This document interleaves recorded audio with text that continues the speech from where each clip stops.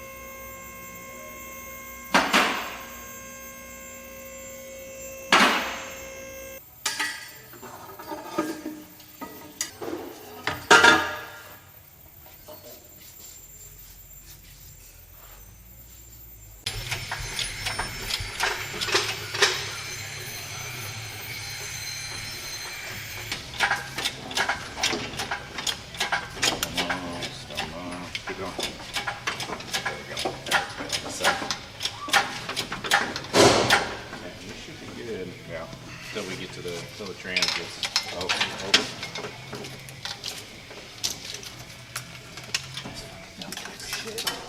Water's going too close. And fucking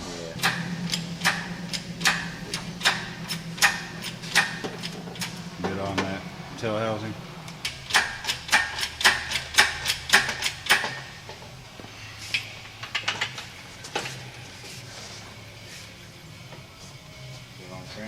Yeah, keep on going. Okay. Here it is. Turbo 350 engine, full accessories. I know what I got. 3,800. No, six grand. No low balls. Yeah. Man, if somebody comes for 3,800 for this thing, I mean, sell it to them. They want it bad. Well, it's just a good, honest little 350, but I think Phil's gonna probably see what the owner wants for it. Yeah. And Look good in the Kaiser. work out a fair deal. Look good in the Kaiser. Yeah. Already has a setup for it. Be easier. Yeah. Problem is you gotta put it in the Kaiser.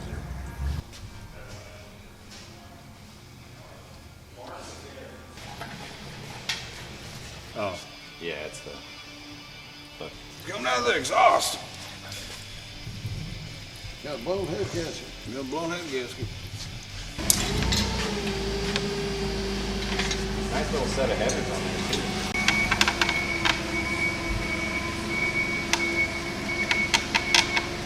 Too bad.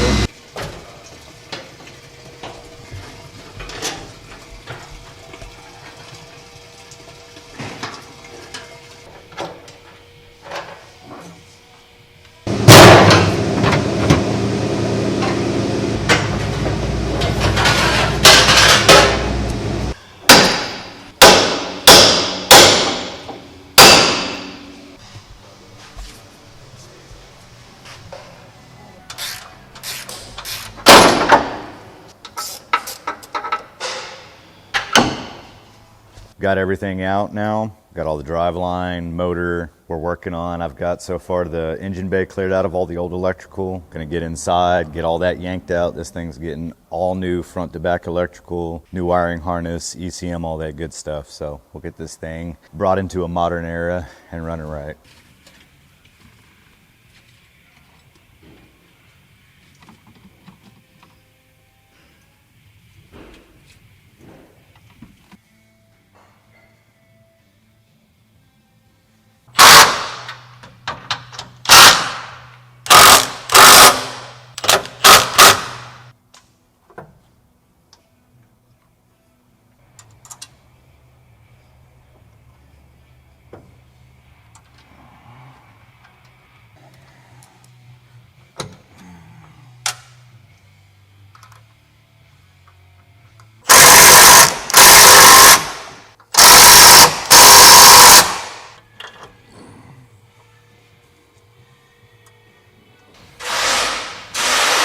You picked a good time, Brady. Yeah, I'm glad I got off.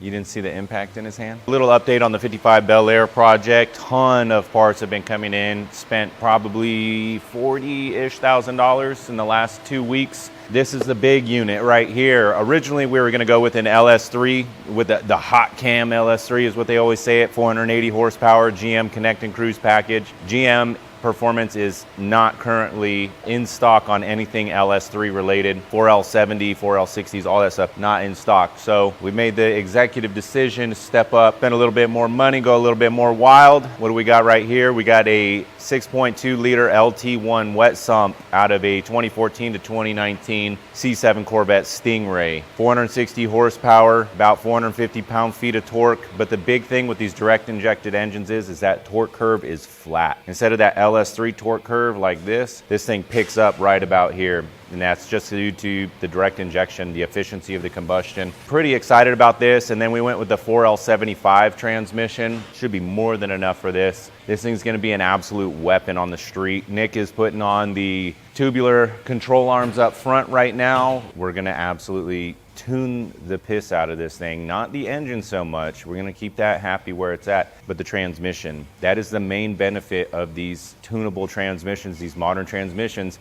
Anything under 60% TPS, we can make it do whatever we want. Make it a little smooth, little granny Cadillac, a little Buick or something, a Fifth Ave. And then when you go 60% or higher, we increase line pressures, we increase the desire to hold gear, we increase the proclivity to downshift, and it just becomes an absolute weapon after a 60% TPS. And so that's what we're gonna do with this. You don't have to have it nasty all at once, but you can get it if you want it. It's gonna be a badass driver. I'm thinking about driving this thing all the way to him in Florida just so I can get away from you guys. Just proof of concept at that point. Just create a road trip mobile out of a 55 Bel Air.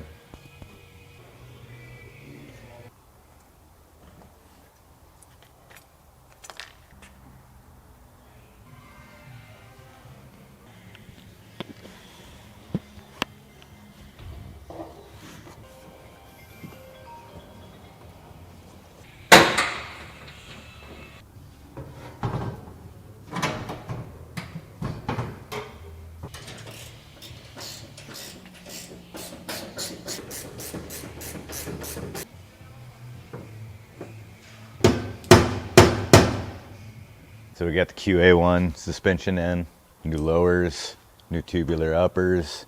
We went ahead and just utilized the stock spindle, but we gave her a good coat, cleaned her off, and this thing is gonna handle a lot better. And these bars are thick.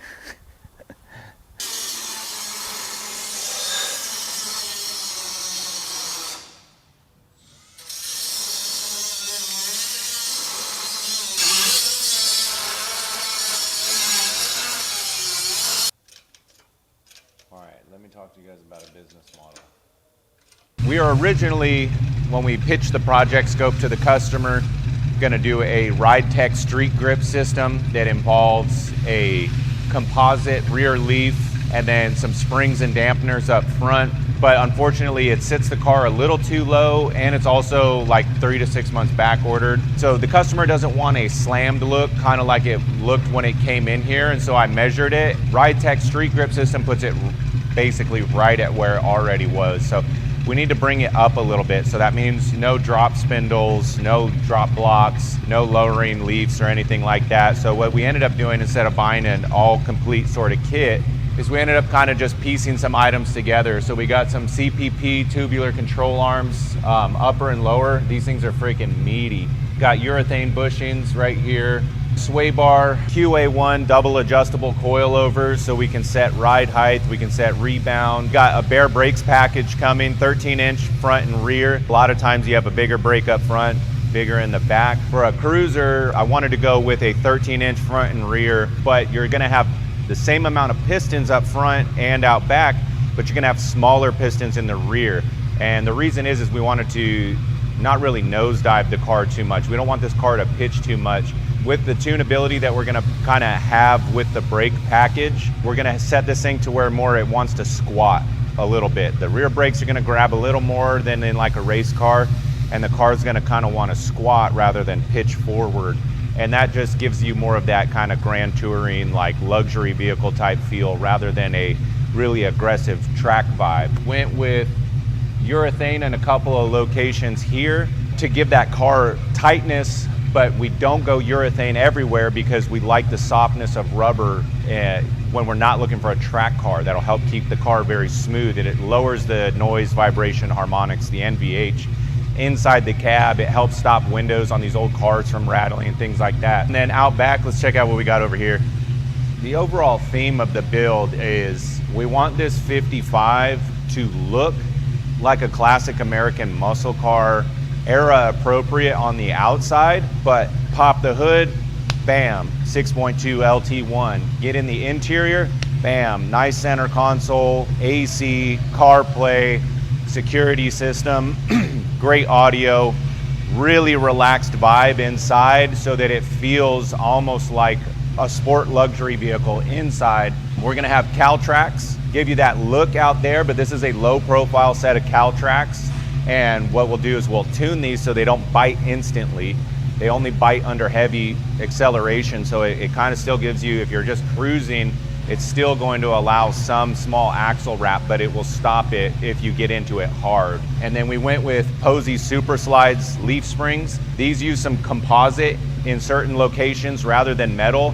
And so they give you a little bit softer, smoother ride versus, you know, the traditional leaf spring. A composite leaf spring, they're not bad, but for this application, we didn't want to go with a composite leaf because those can still allow for pretty extensive axle wrap, and also they tend to lower the vehicle a lot.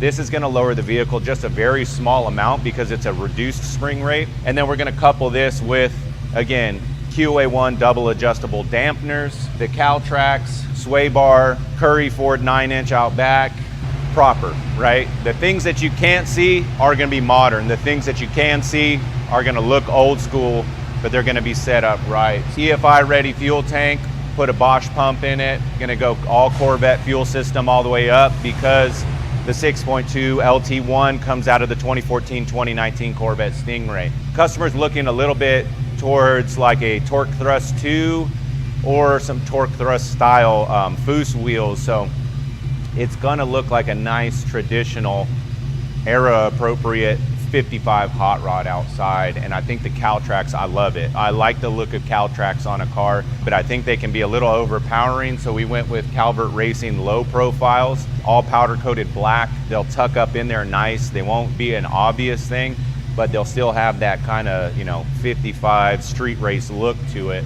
And then again, you climb on the inside and it's luxury, it's road trip capable, it's nice, it's quiet. And then when we get that transmission tuned up, so we get all those shift points right, take advantage of that nice flat torque curve that comes with those small block GDI motors. May not be super fast in the quarter mile, but it's that seat of the pants dyno where it's gonna be a lot of fun getting on the highway, a lot of fun moving through traffic. You can really get up and go and you really boogie if you want to, but then when you pull that pedal back below 60% TPS, all the shifts kind of calm down a little bit. You know, it's not gonna wanna go hunt for gears. It's just gonna cruise real nice and smooth. You wanna get after it, just go above 60%, and this thing's gonna be doing what it needs to do in order to make you feel like you're in a real sports car. So I'm pretty excited.